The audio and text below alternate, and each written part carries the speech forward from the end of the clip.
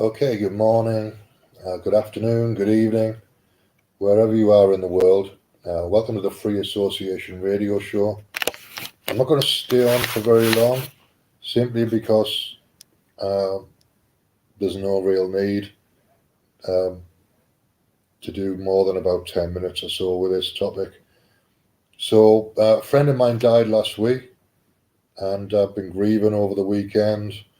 I'm more or less back to normal now, but we don't know when the funeral is going to be as yet, and I'm more than likely going to fall apart at the funeral for an hour or two.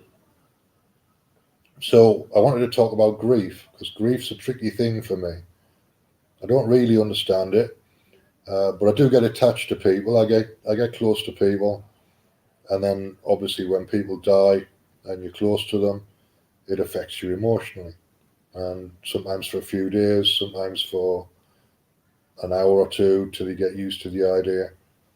Um, yeah, but at some point you've got to let go of the grief. So I wanted to point people in the direction of a couple of techniques that will help people to let go of the grief. So the first is emotional freedom technique, which I've used fairly regularly for about 15 years, and I go through phases with it, but it's useful because it's easy to remember how to do it and what to do. And I simplified it for my radio show so that essentially it becomes one point and an affirmation.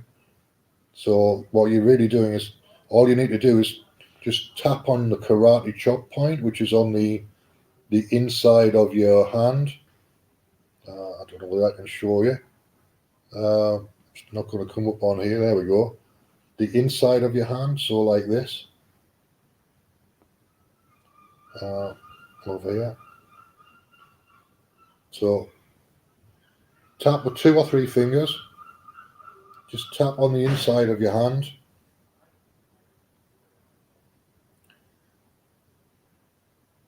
And say something along the lines of, this is called the setup statement. Even though I'm feeling sad about the death of my friend, and then name the person, I wholly and completely love, honour, and accept myself, and just keep tapping on that point. This is what I do for my radio show, or have been doing for the last year. And just keep tapping on the karate chop point, and repeat the statement again.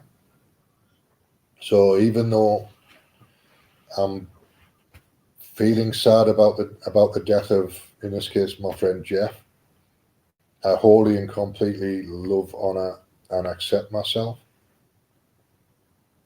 And that will be the statement. And just keep doing that for a few minutes, every now and again.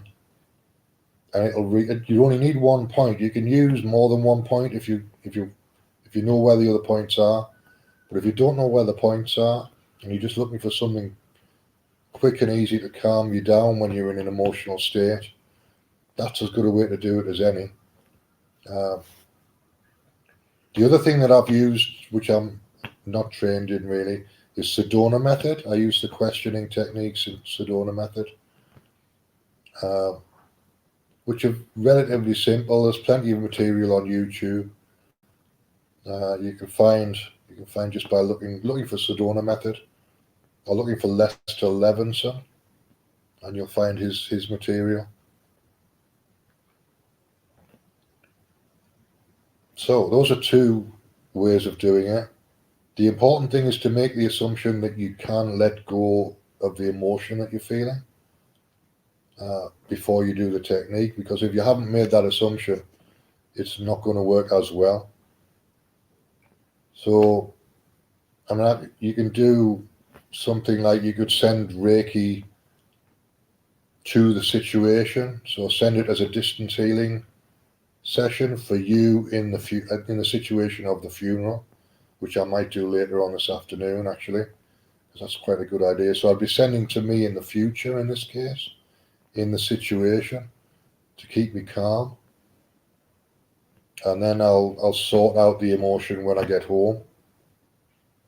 I think, or I might end up in the pub with people, and I'll do it there.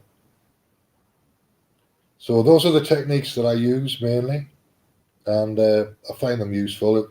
It's everybody's different, so you'll find your own techniques and your own way of doing it. But start with the emotional freedom technique and work your way out from there. Is my advice. That's enough, really. It's 5 minutes, so that's enough. I'm not telling people what to do. I'm just telling you what I do, and then let you work from wherever you are and find your own. All right, thanks for listening. I might see you again in a couple of days.